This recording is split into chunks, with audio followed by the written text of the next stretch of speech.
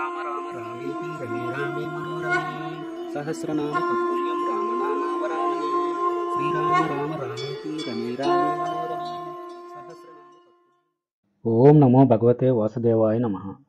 ఉపనిషత్ దర్శనం ప్రశ్న యజుర్వేదాంతర్గత ఉపనిషత్తులలో 14వది తేజో బిందు ఉపనిషత్. శ్లోకం యత్ర చిన్మాత్ర కలనా యాచ పన్హవ మంజస తచ్చిన్మాత్ర ముఖండైక రసం బ్రహ్మ భవామ్యహం ప్రథమోధ్యాయః. తేజో బిందు పరంగా ఉండేది, ధ్యానం చేయటానికి తగినది, సమస్త విశ్వానికి ఆత్మ లాంటిది, అందరి హృదయాలలో అనురూపంలో ఉండేది, శంభు అనగా శివ సంబంధమైనది, శాంతం, స్థూలం, సూక్ష్మం, ఉత్కృష్టం, దుఃఖాలతో నిండి ఉండేది, ఆరాధించటానికి సఖ్యం కానిది, చూడటానికి వీలు లేనిది, సర్వసంగం నుంచి విడివడినది, నాశనం లేనిది, దుర్లభమైనది, బుద్ధిమంతులైన మునులు స్వయంగా ధ్యానం చేయటానికి యోగ్యమైనది ఆ తేజో బిందువు. దాన్ని నియమితమైన ఆహారం స్వీకరించేవాడు, కోపాన్ని జయించినవాడు, సంఘాన్ని వదిలినవాడు, ఇంద్రియాలని అదుపులో ఉంచుకున్నవాడు, ద్వంద్వాలు, సుఖదుఖాలు, శీతోష్ణాలు, అహంకారం, కోరికలు, పరిగ్రహం లేనివాడు మాత్రమే తెలుసుకోగలడు. వెళ్ళకూడని ప్రదేశానికి వెళ్ళేవారు, వెళ్ళవలసిన చోటుకు వెళ్ళాలనే మనసు లేనివారు, అనగా లోక దృష్టి లేకుండా పరమాత్మ దృష్టి మాత్రమే కలిగినవారు 3 విషయాలని 3 విధాలుగా తెలుసుకుంటున్నారు. దాన్ని హంస అంటారు. ఎలాంటి అలసత్వం లేనివాడు, ఆశ్రయం లేనివాడు, సోమరూప కళలలాగా సూక్ష్మమైన విష్ణువు నివాసమైన పరమపదాన్ని, గుహ్యతమాన్ని పరంగా తెలుసుకుంటాడు. 3 ముఖాలు కలిగింది, 3 గుణాలు, 3 ధాతువులు కలిగింది, రూపం లేనిది, నిశ్చలం, నిర్వికల్పం, నిరాకారం, నిరాశ్రయమైనది, ఉపాధి లేనిది, వాక్కుకి మనసుకు కనిపించిన స్థానం కలిగినది, సహజమైనది, భావంతో మాత్రమే గ్రహించతగింది, ఒక్కటి మాత్రమే ఉన్నది, పదం నుంచి జారినది, గొప్ప ఆనందం కలిగినది, అతీతం కానిది, చూడటానికి వీలు లేనిది, అవ్యక్తమైనది, ముక్తిప్రదమైనది, శాశ్వతమైనది, భ్రష్టత్వం లేనిది, ఎప్పుడూ ఆలోచించతగింది, బ్రహ్మకి స్థానంగా ఉన్నది, ఆధ్యాత్మమైనది, విష్ణువుకి ముఖ్య స్థానంగా ఉండేది, చింతించటానికి మననం చేయటానికి వీలు లేనిది, చిన్మయమైనది, శూన్యం కానిది, శూన్యంగా కనిపించేది, శూన్యానికి అతీతమైనది, సర్వాత్మకమైనది, హృదయంలో ఉండేది, ధ్యానించేవాడు, ధ్యేయమైనవాడు, ఈ 3 కానిది, ధ్యానించతగింది, పరం కానిది, పరాత్పరం కానిది, చింతించటానికి వీలు లేనిది, ఎవరికీ తెలియనిది అయిన తేజోబిందువుని సత్యం, పరం కాని దానినిగా తెలుసుకోవాలి. మునులకు అది బాగా ప్రయోగం చేయటం ద్వారా లభ్యమవుతుంది. దేవతలు కూడా దానికన్నా పరమైన దాన్ని తెలుసుకోలేరు. లోభమోహాలు, కామక్రోధాలు, శీతోష్ణాలు, ఆకలి దప్పికలు, సంకల్ప వికల్పాలు, కులదర్పం ఇవేవీ లేనిది బ్రహ్మం. అదే ముక్తి గ్రంథి. భయం, సుఖం, దుఃఖం, మానావమానాలు లాంటి భావాలు ఏవీ లేనిదే బ్రహ్మం. అదే పరమైన పరబ్రహ్మం. యమం, నియమం, త్యాగం, దేశం, మౌనం, కాలం, ఆసనం, మూలబంధనం, దేహ సౌమ్యం, దృష్టి స్థితి, ప్రాణ సంయమనం, ప్రత్యాహారం, ధారణ, ఆత్మధ్యానం, సమాధి ఇవన్నీ యోగానికి అంగాలుగా చెప్పబడ్డాయి. కనిపించే ఈ సర్వం బ్రహ్మమే అనే జ్ఞానం ద్వారా ఇంద్రియ సముదాయాల్ని నిగ్రహించటాన్నే యమము అంటారు. దీన్ని ఎల్లప్పుడూ సాధకుడు అభ్యసించాలి. సజాతీయ జ్ఞాన ప్రవాహం కలిగి ఉండటం, విజాతీయం లేకుండా ఉండటం, ఎంతో గొప్పది, అనంతమైనది అయిన ఈ నియమం పండితుల చేత నియమంగా చేయబడుతుంది. ఆత్మ స్వరూపం, చిద్రూపం కలిగింది. అలాంటి ఆత్మను చూడటానికి ఈ ప్రపంచ రూపాన్ని త్యాగం చేయటాన్నే త్యాగం అంటారు. ఈ త్యాగం మహాత్ములకి పూజ్యం, మోక్షదాయకంగా ఉంటుంది. అది మనసుకి, మాటలకి అందనిది. యోగులైన వారికి గమ్యస్థానం ఏదో అదే అందనిది. యోగులైన వారికి గమ్యస్థానం ఏదో అదే మౌనం అని చెప్పబడుతుంది. అసలు చెప్పటానికి మాటలేవీ లేనప్పుడు దాని గురించి చెప్పటం ఎవరికి సాధ్యమవుతుంది?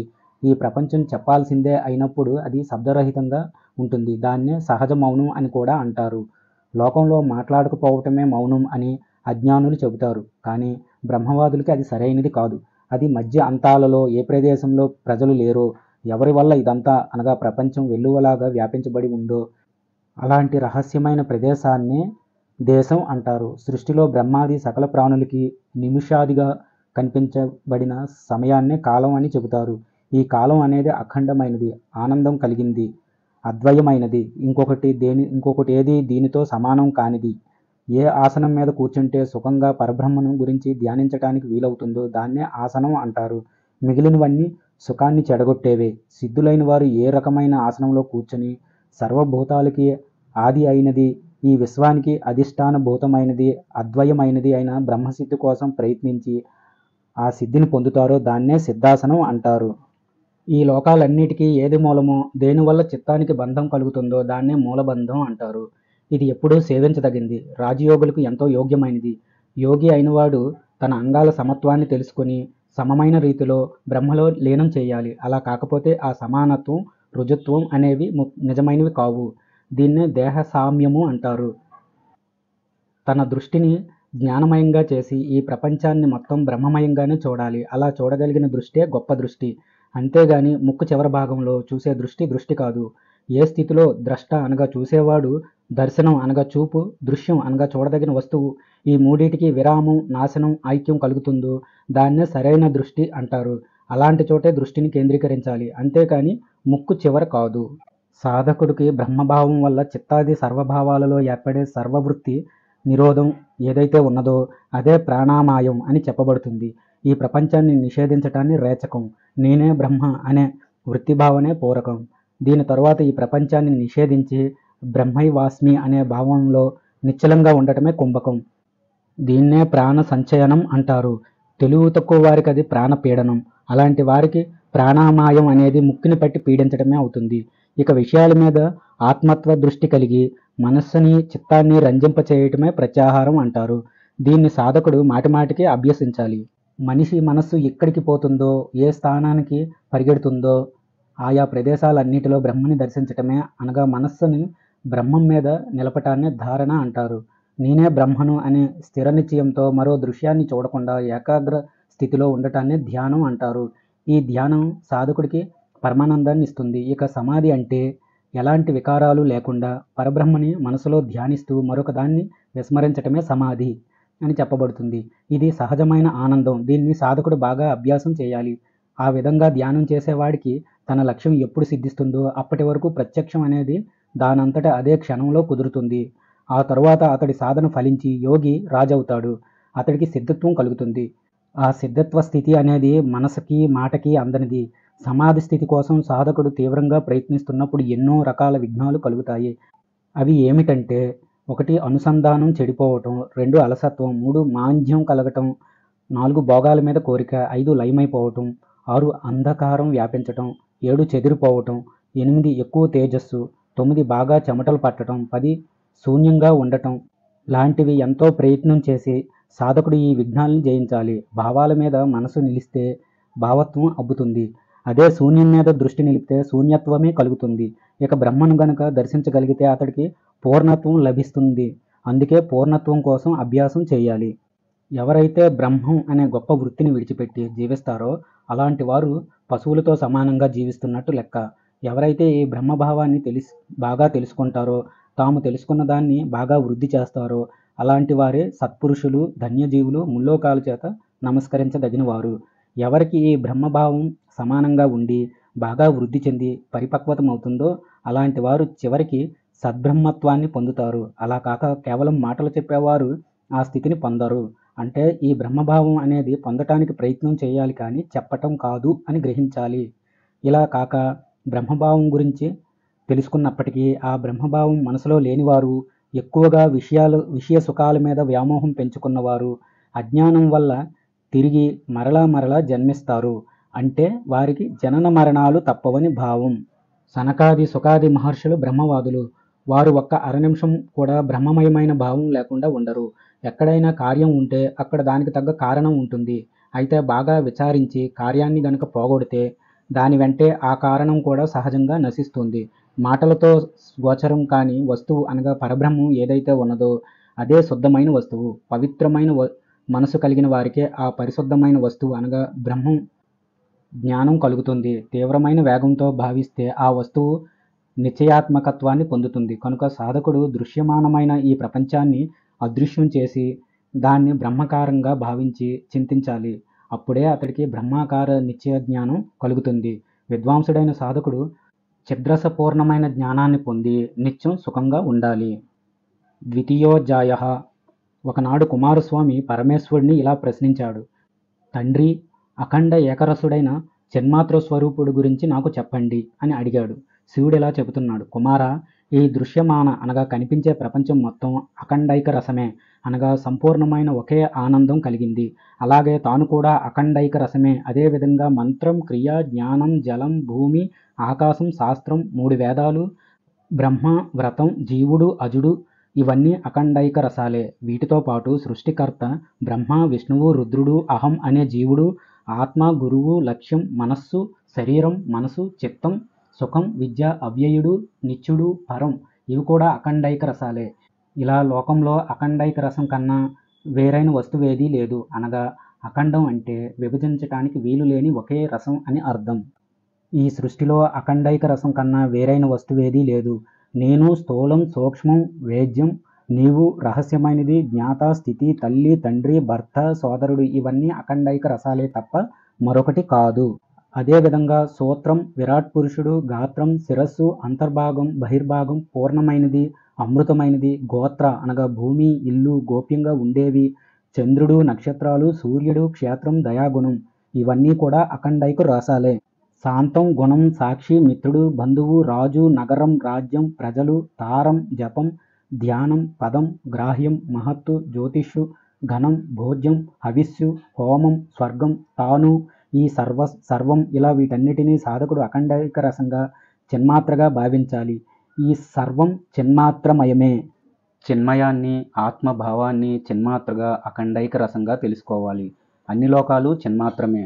నీవు, నేను, ఆకాశం, భూమి, జలం, వాయువు, అగ్ని, బ్రహ్మ, హరి, శివుడు, ఉన్నది, లేనిది ఇలా అన్నీ చిన్మాత్రమే.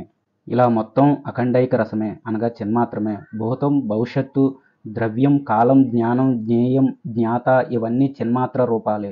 సంభాషణ ఏదైతే ఉందో అది చిన్మాత్రమే. సత్, అసత్, ఆది, అంతం, గురు శిష్యాదులు, దృక్కు, దృశ్యం ఇవన్నీ చిన్మాత్రమే అని గ్రహించాలి. సర్వాశ్చర్యకరమైన వస్తువులు, శరీరం, లింగం, కారణం, నీవు, నేను, రూపం కలిగినది, రూపం లేనిది, పుణ్యం, పాపం ఇవన్నీ చిన్మాత్ర రూపాలే. ఇలా చిన్మాత్ర కానివి ఏవీ లేవు. ఈ చిన్మాత్ర కన్నా వేరే సంకల్పం లేదు, తెలివి లేదు, మంత్రాలు లేవు, దేవతలు లేరు, దిక్పాలకులు, వ్యవహారం, పరబ్రహ్మ ఇలా ఎవరూ లేరు, ఏదీ లేదు. ఈ చిన్మాత్ర కన్నా వేరే మాయ లేదు. అలాగే పూజనం, మంతవ్యం, సత్యం, కోశాధికం, ధనం, మౌనం, అమౌనం, వైరాగ్యం ఇవేవీ లేవు. సర్వము చిన్మాత్రమే. ఏది ఎంతవరకు కనిపిస్తుందో అదంతా చిన్మాత్రమే. దూరంగా భూతాదులు అనగా పంచభూతాలు, జీవులు ఎలా ఎంతగా కనిపిస్తున్నాయో అవన్నీ చిన్మాత్రాలే. వేదాంతాలన్నీ చిన్మాత్రమే. ఈ చిన్మాత్ర కన్నా వేరే గమనం లేదు. అలాగే మోక్షం, లక్ష్యం కూడా లేవు. సర్వం చిన్మాత్రమే. అఖండైక రసమైన పరబ్రహ్మ కూడా చిన్మాత్ర కన్నా వేరైన వాడు కాడు. శాస్త్రాలలో నాలో, నీలో, ఈశ్వరుడిలో అఖండైక రసుడిగా నీవే ఉన్నావు అని ఏకరూప జ్ఞానంతో ఎవడు తెలుసుకుంటాడో అలాంటి వాడు సకృత్ జ్ఞానాన్ని కలిగి మోక్షాన్ని పొందుతాడు. ఇలా అతడికి సకృత్ జ్ఞానం ఎప్పుడు కలుగుతుందో అప్పుడు అతడు స్వయంగా తనకు తానే గురువవుతాడు. తృతీయోధ్యాయ. కుమారస్వామి శివుడితో నాకు ఆత్మానుభవం గురించి చెప్పు తండ్రి అని అడిగాడు. శివుడిలా చెప్పడం ప్రారంభించాడు. కుమార, నేను పరబ్రహ్మ స్వరూపుణ్ణి, నేను పరమానంద స్వరూపుణ్ణి, జ్ఞానరూపుణ్ణి, పరమ కేవల శాంత చిన్మయ నిత్య శాశ్వత చిత్తస్వరూపుణ్ణి. నేను అన్నిటినీ విడిచి ఉన్నాను, అలాగే అన్నిటితో కలిసి ఉన్నాను. నేను సర్వహీన స్వరూపుణ్ణి, చిదాకాశమయుణ్ణి. నేను కేవలం తుర్యరూపుణ్ణి, తుర్యాతీత, కేవలాకార, చైతన్య, శుద్ధ, జ్ఞాన, నిర్వికల్ప, ప్రియ స్వరూపుణ్ణి, చిదానందమయుణ్ణి. నేను ఎలాంటి కోరికలు లేనివాడిని, ఎలాంటి రోగాలు లేనివాడిని, ఎలాంటి వికారాలు లేనివాడిని, సదానంద అవ్యయ ఏకరూపుణ్ణి, చిన్మాత్ర విగ్రహుణ్ణి. ఇంత అని ఒక లెక్కలేని రూపం కలిగిన వాడిని, అనంతమైన ఆనంద రూపం కలిగిన వాడిని.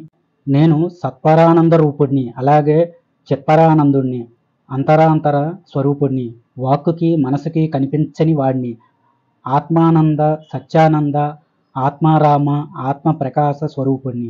నేను ఆత్మని, సదాశివుణ్ణి, ఆత్మజ్యోతి రసాన్ని, నిత్యశుద్ధుణ్ణి, అలాగే చిదానంద, సత్తామాత్ర, అవ్యయ, నిత్యబుద్ధ, విశుద్ధ, ఏకా సచ్చిదానంద, నిత్యశేష, సర్వాతీత, పరమైన నంద, నిత్యశేష, సర్వాతీత, రూపాతీత, పరమైన ఆకాశ విగ్రహ, భూమానంద స్వరూపుణ్ణి, భాషాహీనుణ్ణి, సర్వాధిష్టాన రూపుణ్ణి, చిద్గణ దేహ భావహీన, చింతాహీన, చిత్తవృత్తిహీన, చిదాత్మైక రస సర్వదృష్ట్య విహీనుణ్ణి కూడా నేనే. అలాగే దృగ్రూప, పూర్ణరూప, నిత్యతృప్తిష్ణ కూడా నేనే. నేనే బ్రహ్మాన్ని. సర్వాన్ని, చైతన్యాన్ని, ఆకాశ స్వరూపాన్ని, గొప్పదైన ఆత్మని, పరాత్పరుడిని. నేను ఇతరుడిలాగా ప్రకాశిస్తుంటాను, అలాగే శరీరంలాగా కూడా వెలుగొందుతుంటాను. నేను శిష్యుడిలా ప్రకాశిస్తాను. నేను లోకత్రయ కాలత్రయ స్వరూపుణ్ణి, వేదాల చేత ఉపాసించబడేవాడిని, శాస్త్రాల చేత నిర్ణయించబడేవాడిని, చిత్తంలో ఉన్నవాడిని నేనే. ఈ లోకం నేను లేనిదే ఏదీ లేదు, నాకన్నా అతిరిక్తంగా ఏదీ లేదనే తెలుసుకో. నేను పరబ్రహ్మని, సిద్ధుణ్ణి, నిత్యశుద్ధుణ్ణి, నిర్గుణుడిని, కేవలాత్మని, ఎలాంటి ఆకారం లేనివాడిని, కేవలం బ్రహ్మమాత్రుణ్ణి, వార్ధక్యం మృత్యువు లేనివాడిని. నాకు నేనే ప్రకాశిస్తూ ఉంటాను. నాకు నేనే సదాత్మకుణ్ణి. ఆత్మలో స్వయంగా నేనే ఉన్నాను. నాకు పరాగతి నేనే. నేను స్వయంగా క్రీడిస్తాను, స్వయంగా భుజిస్తాను, స్వయంగా తేజో జ్యోతి స్వరూపుణ్ణి. నా ఆత్మలో నేనే క్రీడిస్తుంటాను. నా ఆత్మలో నన్నే చూసుకుంటాను. ఆత్మలో సుఖంగా కూర్చొని మాత్రావశిష్ఠుడిగా ఉంటాను. నా చైతన్యంలోనే నేనుంటాను. నా ఆత్మ రాజ్యంలో సుఖంగా రమిస్తుంటాను. నా ఆత్మ సింహాసనం మీద కూర్చొని నేను నా ఆత్మ కన్నా ఇతరమైన దానిని గురించి ఆలోచించను. నేను చిద్రూప పరమాత్రమైన బ్రహ్మని, సచ్చిదానంద అద్వయ ఆనందఘన కేవల బ్రహ్మస్వరూపుణ్ణి నేనే. నేనెప్పుడూ సర్వశూన్యుణ్ణి, సర్వాత్మని, ఆనందవంతుణ్ణి, నిత్యానంద ఆత్మాకాశ హృదయాకాశ చిదాదివ్య స్వరూపుణ్ణి నేనే. నా ఆత్మ చేత ఆత్మలో తృప్తి చెందేవాడిని, రూపం లేనివాడిని, అవ్యయుణ్ణి, ఏక సంఖ్యా విహీనుణ్ణి, నిత్యముక్త స్వరూపుణ్ణి, ఆకాశం కన్నా సూక్ష్మమైన వాడిని, ఆద్యాంతాలు లేనివాడిని, సర్వప్రకాశ పరాపర సుఖ సత్తామాత్ర శుద్ధమోక్ష సత్యానంద జ్ఞానగణ విజ్ఞాన మాత్ర సజ్జదానంద స్వరూపుణ్ణి. ఈ సకల జగత్తు కేవలం బ్రహ్మ మాత్రమే. బ్రహ్మకైనా వేరేదేదీ లేదు. ఆ బ్రహ్మమే నేను. సదానంద సనాతనుడైన బ్రహ్మను కూడా నేనే. కుమార, నాకన్నా వేరుగా ఏదీ లేదు. నాయన, నేను అతిభావ స్వరూపుణ్ణి, సుఖాత్మకుణ్ణి. సాక్ష్యమైన వస్తువు నాకు వేరేదేదీ లేదు కనుక నాకు సాక్షిత్వం అనేదే లేదు. నేను కేవలం బ్రహ్మని మాత్రమే కనుక నేనే ఆ సనాతనమైన ఆత్మని, ఆదిశేషుణ్ణి, శేషుణ్ణి, నామరూపాలు లేనివాడిని, ఆనంద విగ్రహుణ్ణి, ఇంద్రియ భావ రూపుణ్ణి, సర్వభావ స్వరూపుణ్ణి, బంధముక్తి హీనుణ్ణి, శాశ్వతానంద విగ్రహుణ్ణి నేనే. కుమార, నేను ఆది చైతన్య మాతృణ్ణి, అఖండైక రసుణ్ణి, మాటకి మనసుకి కనిపించని వాడిని, సుఖవంతుణ్ణి, సర్వ ప్రదేశాలలో పూర్ణ స్వరూపంతో ఉండేవాడిని, భూమానందమయుణ్ణి, తృప్తి రూపుణ్ణి, ఎంతో గొప్పదైన అమృత రసం లాంటి వాడిని, అద్వితీయుడిని, సత్తుని, బ్రహ్మని నేనే. ఇందుకు సందేహమే లేదు. నేను సర్వశూన్య స్వరూపుణ్ణి, అన్ని ఆగమాల్లో కనిపించేవాడిని, ముక్తుణ్ణి, మోక్ష స్వరూపుణ్ణి, నిర్వాణ సుఖరూపుడిని. నాయన, నేను సత్య విజ్ఞాన మాతృణ్ణి, సన్మాతృణ్ణి, ఆనందం పొందినవాడిని, తుర్యాతీత నిర్వికల్ప స్వరూపుణ్ణి, అజస్వరూపాన్ని, రాగం లేనివాడిని, నిరంజన నిత్యబుద్ధ విభు స్వరూపాన్ని, ఓంకారానికి అర్ధస్వరూపంగా ఉండేవాడిని, నిష్కళంక చిదాకార స్వరూపుడిని. నేను లేను, అతడు నేను కాను. నేను ఏ స్వరూపాన్ని కాను. ఎలాంటి వ్యాపారాలు లేనివాడిని, నిరంకుశుణ్ణి, భాగాలు లేనివాడిని.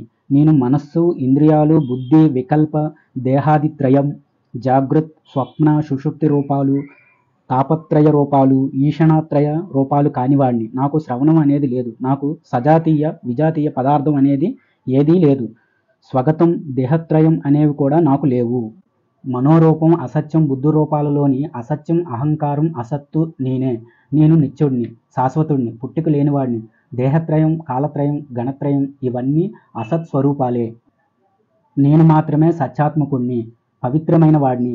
శృతం ఇక్కడ అసత్, అలాగే వేదం, శాస్త్రం ఈ రెండు అసత్తే. నేనొక్కడనే చిదాత్మకుణ్ణి. మూర్తిత్రయం, సర్వభూతాలు, సర్వతత్వాలు ఇవన్నీ అసత్తే. నేను మాత్రమే అంతటా వ్యాపించిన సదాశివుణ్ణి. గురు శిష్యులు అసత్, గురుమంత్రం కూడా లేదు. ఇక దృశ్యం ఏది ఉందో అది కూడా ఇప్పుడు లేదు. నేను మాత్రం స్థిరంగా ఉన్నాను. ఇక్కడ చింత్యమైనది, న్యాయమైనది, హితమైనది ఏదీ లేదు. నేను మాత్రం అలాంటి వాడిని కాను. ఇక్కడ అన్ని ప్రాణాలు అసత్తే. భోగాలు, చూడబడేవి, వినబడేవి, ఓతప్రాతమైనవి, కార్య అకార్యాలు, నష్టమైనవి, ప్రాప్తించినవి అన్నీ అసత్తే. దుఃఖం, దుఃఖం కానిది, సర్వమైనది, సర్వం కానిది, అసన్మయమైనది, పూర్ణమైనది, పూర్ణం కానిది, ధర్మం, అధర్మం, లాభం, నష్టం, జయం, అపజయం, సర్వశబ్దం, సర్వస్పర్శ, సర్వరూపం, సర్వరసం అసత్తే. అలాగే సర్వగంధం, సర్వ అజ్ఞానం, భవోద్భవం, గుణం అన్నీ అసత్తేతే. సన్మాత్రాన్ని నేనే. నన్ను ఎప్పుడూ స్వాత్మ మంత్రంతోనే చూడాలి. స్వాత్మ అనగా తన ఆత్మ మంత్రాన్ని అభ్యసించాలి. అహం బ్రహ్మాస్మి అనగా నేనే బ్రహ్మని అనే మంత్రం కనిపించే పాపాలన్నిటినీ నాశనం చేస్తుంది. ఇదే మంత్రం ఇతర మంత్రాలని కూడా నాశనం చేస్తుంది. ఇది శరీర దోషాల్ని, జన్మ పాపాలని, మృత్యు పాశాన్ని, ద్వైత సుఖాన్ని కూడా నశింపజేస్తుంది. అహం బ్రహ్మాస్మి అనే ఈ దివ్య మంత్రం మనుషుల్లోని భేదబుద్ధిని, చింతన, దుఃఖాన్ని, వ్యాధిని, చిత్తబంధాల్ని, సకల వ్యాధుల్ని, సకల శోకాల్ని నశింపజేస్తుంది. అహం బ్రహ్మాస్మి అనే ఈ మంత్రం తనకున్న అజ్ఞానాన్ని నశింపజేసి ఆత్మలోక జయాన్ని ప్రసాదిస్తుంది. ఈ మంత్రం ఊహించలేనంత సుఖాన్ని సాధకుడికి ఇస్తుంది. ఇది బుద్ధిమాంద్యాన్ని తొలగిస్తుంది. ఇది అనాత్మ జ్ఞానం అనే రాక్షసుడిని మర్దిస్తుంది. అనాత్మ అనే పర్వతాల్ని ఎగరగొడుతుంది. అనాత్మ అనే అసురుల్ని హరించి తనని జపించిన వారందరికీ మోక్షం కలిగిస్తుంది. ఈ మంత్రం జ్ఞానానందాన్ని ఇస్తుంది. ఇది 7 కోట్ల మహామంత్రాలతో సమానమైనది. కనుక సాధకుడు అన్ని రకాల మంత్రాలని వదిలిపెట్టి ఈ మంత్రాన్నే ఎప్పుడూ జపించాలి. దీన్ని జపించిన వాడు మోక్షం పొందటంలో ఎలాంటి సందేహం లేదు. అహం బ్రహ్మాస్మి అనే ఈ మంత్రం అజ్ఞానాన్ని నశింపజేసి ఆత్మలోక జయాన్ని ప్రసాదిస్తుంది. ఈ మంత్రం ఊహించలేనంత సుఖాన్ని సాధకుడికి ఇస్తుంది. ఇది బుద్ధిమాంద్యాన్ని తొలగిస్తుంది. అనాత్మ జ్ఞానం అనే రాక్షసుడిని మర్దిస్తుంది. అనాత్మ అనే పర్వతాలను ఎగరగొడుతుంది. అనాత్మ అనే అసురుల్ని హరించి తనని జపించిన వారందరికీ మోక్షం కలిగిస్తుంది. ఈ మంత్రం జ్ఞానానందాన్ని ఇస్తుంది. ఇది 7 కోట్ల మహామంత్రాలతో సమానమైనది. కనుక సాధకుడు అన్ని రకాల మంత్రాలని వదిలిపెట్టి ఈ మంత్రాన్నే ఎప్పుడు జపించాలి. దీన్ని జపించిన వాడు మోక్షం పొందటంలో ఎలాంటి సందేహం లేదు. కుమారస్వామి తిరిగి పరమేశ్వరుడిని ఇలా ప్రశ్నించాడు. తండ్రి, జీవన్ముక్తుడు, విదేహముక్తుడు వీరిద్దరి స్థితి ఎలా ఉంటుందో చెప్పండి అని. శివుడు ఇలా చెప్పడం ప్రారంభించాడు. కుమార, ఎవడైతే నేను చిదాత్మను, నేను పరమాత్మను, నిర్గుణుడిని, పరాత్పరుణ్ణి అని ఆత్మబుద్ధితో ఉంటాడో అలాంటి వాడిని జీవన్ముక్తుడు అంటారు. నేను దేహత్రయానికి అనగా స్థూల సూక్ష్మ కారణ అతిరిక్తుణ్ణి, శుద్ధ చైతన్యాన్ని, నేనే ఆ బ్రహ్మని అని నిత్యజ్ఞానం ఎవరికి కలుగుతుందో వాడే జీవన్ముక్తుడు. నేను ఆనంద ఘనరూపుణ్ణి, సదానంద ఘనుణ్ణి అని అనుకుంటూ ఎవడైతే దేహం మీద భ్రాంతిని వదిలి అంతా బ్రహ్మమే అని భావిస్తున్నాడో, ఎవడు పరమానందాన్ని పూర్ణంగా అనుభవిస్తున్నాడో వాడే జీవన్ముక్తుడు. ఎవడికి అంతా నేనే చేస్తున్నాను అనే అహంకారం కొంచెం కూడా లేదో, చిన్మాత్రంగా ఉంటున్నాడో, ఎవడి నిశ్చయం చిన్మాత్రంగా ఉంటుందో, ఎవడు చిన్మాత్రైక స్వరూపుడో, అన్ని చోట్ల పూర్ణ రూపాన్ని కలిగి ఉన్నాడో, అన్ని చోట్ల ఆత్మవశిష్ఠుడిగా ఉన్నాడో, ఆనందంలోనే తన బుద్ధిని స్థితిని కలిగి ఉన్నాడో, అవ్యక్త పరిపూర్ణ చిదాత్మ శుద్ధ చైతన్య రూపాల్ని, సర్వసంగ వివర్జిత నిత్యానంద ప్రసన్నాత్మ లక్షణాలతో ఉన్నాడో, ఎవడు ఇతర ఆలోచనలు లేనివాడో, కొద్దిగానైనా అస్తిత్వం లేకుండా ఉన్నాడో, నాకు చిత్తం, బుద్ధి, అహంకారం, ఇంద్రియాలు అనేవేవీ లేవు అనే జ్ఞానం కలిగి ఉన్నాడో అతడే జీవన్ముక్తుడని చెప్పబడతాడు. నాకెప్పుడూ శరీరం లేదు, ప్రాణాదులు, మాయ, కామం, క్రోధం అనేవేవీ లేవు. నేను పరుణ్ణి, నాకేమీ లేదు. నాకు ఈ జగత్తు, దోషం, లింగం, నేత్రం, మనసు, చెవి, ముక్కు, నాలుక, చేతులు, కాళ్ళు, జాగృత్, స్వప్న, సుషుప్తి అవస్థలు, కారణం, తురీయం ఇవేవీ లేవు అని అనుకునేవాడే జీవన్ముక్తుడు. నాకు ఈ సర్వం, కాలం, దేశం, ఏ వస్తువు, మతి, స్నానం, సంధ్య, దైవం, స్థలం, తీర్థం, సేవ, జ్ఞానం, పదం, బంధువు, జన్మ, వాక్యం, సూర్యుడు, పాపపుణ్యాలు, కార్యం, శుభం, జీవుడు, ముల్లోకాలు అనేవేవీ లేవు. నా ఆత్మే నేను. నాకు మోక్షం లేదు. అలాగే ద్వైతం, వేదం, విధి, దగ్గర, దూరం, బోధ, రహస్యం, గురువు, శిష్యుడు, హీనుడు, అధికుడు, బ్రహ్మ, విష్ణువు, రుద్రుడు, చంద్రుడు, పృథివీ, నీరు, ఆకాశం, గాలి, నిప్పు, గోత్రం, లక్ష్యం, జన్మ, ధ్యాత, ధ్యేయం, ధ్యానం, మూలమంత్రాలు, శీతోష్ణాలు, ఆకలి దప్పుకలు ఇవేవీ లేవు. నాకు మిత్రుడు, శత్రువు, మోహం, జయం, తూర్పు, పడమర, ఉత్తర, దక్షిణ దిక్కులు, వక్తవ్యం, శ్రోతవ్యం, గంతవ్యం అనగా వెళ్ళదగినది, ధ్యాతవ్యం అనగా ధ్యానించదగింది, భోక్తవ్యం అనగా తినదగింది, స్మర్తవ్యం అనగా స్మరించదగినది, భోగం, రాగం, యోగం, లయ అనేవి కూడా లేవు. నాకు మూర్ఖత్వం లేదు. అలాగే శాంతం, బంధం, ప్రియం, మోదం, ప్రమోదం, స్థూలం, కృశం, దీర్ఘం, హ్రస్వం, వృద్ధిక్షయాలు, అధ్యారోపం, అపవాదం, ఏక బహు గ్రుడితనం, మాంద్యం, సామర్థ్యం, మాంసం, మేధస్సు, రక్తం, మజ్జ, ఎముకలు, చర్మాది 7 ధాతువులు, తెలుపు, ఎరుపు, నీలం, తాపం, లాభం, ముఖ్యం, అముఖ్యం, భ్రాంతి, స్థైర్యం, గుహ్యం, కులం, ధ్యాజ్యం, గ్రాహ్యం, హాస్యం, నయం, వ్రతం, గ్లాని, సోజ్యం, సుఖం, జ్ఞానం, జ్ఞాత, జ్ఞేయం ఇవన్నీ నేను కాను. అలాగే తాను, నీకు, నాకు, నేను, నీవు, ముసలితనం, బాల్యం, యౌవనం అనేవి ఏవీ లేవు. నేను బ్రహ్మను అనే నిశ్చయం నాకున్నది. నేనే చిదాత్మకుణ్ణి, నేనే ఆ బ్రహ్మని, చిత్తని, పరుణ్ణి, ఇందుకు సందేహం లేదు అనే జ్ఞానాన్ని ఎవడైతే కలిగి ఉంటాడో వాడే జీవన్ముక్తుడు. అతడు స్వయంగా తానే హంసరూపుడవుతాడు. స్వయంగా ఉన్న అతడు తనలో తనని తానే చూసుకోవాలి. తన ఆత్మరాజ్యంలో సుఖంగా ఉండాలి. ఇలా స్వయంగా ఆత్మానందాన్ని అనుభవించేవాడే జీవన్ముక్తుడు. అతడు స్వయంగా ఏకవీరుడు, తనకు తానే ప్రభువు. ఇలాంటి జీవన్ముక్తుడు తన స్వరూపంలో తానే నిద్రిస్తాడు. బ్రహ్మీభూతుడు అనగా తానే బ్రహ్మ అయినవాడు ప్రశాంతాత్ముడు, బ్రహ్మానందమయుడు, సుఖవంతుడు, స్వచ్ఛమైన రూపం కలిగినవాడు, గొప్ప మౌనాన్ని పాటించేవాడు కూడా జీవన్ముక్తుడే అవుతాడు. అలాగే సర్వాత్ముడు, సమరూపాత్ముడు, శుద్ధాత్ముడు, అహం లేనివాడు, ఏకవర్జితుడు, ఏకాత్ముడు, స్వరాత్ముడు, స్వాత్మమాత్రుడు, నేను పుట్టుక లేని వాడిని, మరణం లేని ఆత్మ కలిగిన వాడిని, స్వయంగా ఆత్మని, అవ్యయుడిని, లక్ష్యాత్ముడిని, లలితాత్ముడిని, ఆత్మ స్వభావాన్ని, ఉదాసీనత్వాన్ని కలిగిన వాడిని, నేను ఆనందాత్ముడిని, ప్రియుడిని, ఆత్మని, మోక్షాత్ముడిని, బంధవర్జితుడిని, ఆ బ్రహ్మని, చిత్స్వరూపాన్ని, నేనే అని ఇలా కూడా చింతించకూడదు. చిన్మాత్రుడిగా ఉండేవాడు, దేహాభిమానం లేనివాడు ముక్తుడు అవుతాడు. నిశ్చయంగా అహం బ్రహ్మ, నేనే బ్రహ్మని అనే జ్ఞానం కలిగి ఆనందభరితుడైన వాడు దేహముక్తుడు అనగా జీవన్ముక్తుడు. ఈ సర్వం ఉన్నది లేదు అనే నిశ్చయాన్ని వదిలి ఉండేవాడు. నేనే బ్రహ్మని కాను అనే నిశ్చయాన్ని కూడా వదిలి సచిదానంద మాత్రుడై ఉండేవాడు జీవన్ముక్తుడు. ఇతడు ఎప్పుడైనా ఎక్కడైనా కొద్దిగానైనా ఆత్మని స్పృశించడు. ఇతడికి కాలభేదం, వస్తు, దేశ, స్వభేదాలు అతడికి ఏ కొంచెం కూడా లేవు. అతడు ఉదాసీనంగా ఏమీ లేకుండా ఉంటాడు. అతడే పరమాత్మ, గుణాతీతుడు, సర్వాత్మ, భూతభావన కలిగినవాడు. నేను, నీవు అనే భేదాలు అతడికి ఉండవు. అతను కాలహీనుడు కూడా. శూన్యాత్మని, అలాగే సూక్ష్మ, విశ్వహీన, దేవహీన ఆత్మని నేనే. మేయము లేని జడహీనమైన ఆత్మని నేనే. అందరికీ అంతరాత్మని నేనే. సర్వసంకల్పాలు లేనివాడిని, ఎప్పుడూ చిన్మాత్రంగా ఉండేవాడిని, కేవలం పరమాత్ముణ్ణి, జ్ఞాన విగ్రహుణ్ణి, సత్తమాత్ర స్వరూపుణ్ణి నేనే. నాకు ఈ జగత్తు వల్ల ఎలాంటి భయం లేదు. జీవుడు, ఈశ్వరుడు అనే వేదశాస్త్రాలలో చెప్పబడేది నేనే. ఈ చైతన్యమంతా నేనే ఈ చైతన్యాన్ని. ఈ విధంగా నిత్యం లేనివాడు వైదేహముక్తుడే. కేవలం చైతన్యం మాత్రమే సిద్ధించినవాడు స్వాత్మారాముడు, సుఖాసునుడు, అపరిచ్ఛిన్నమైన రూపాత్మ, స్థూల రూపాలు లేనివాడు తుర్యతుర్యుడు, పరానందాన్ని పొందేవాడు కూడా దేహముక్తుడే అవుతాడు.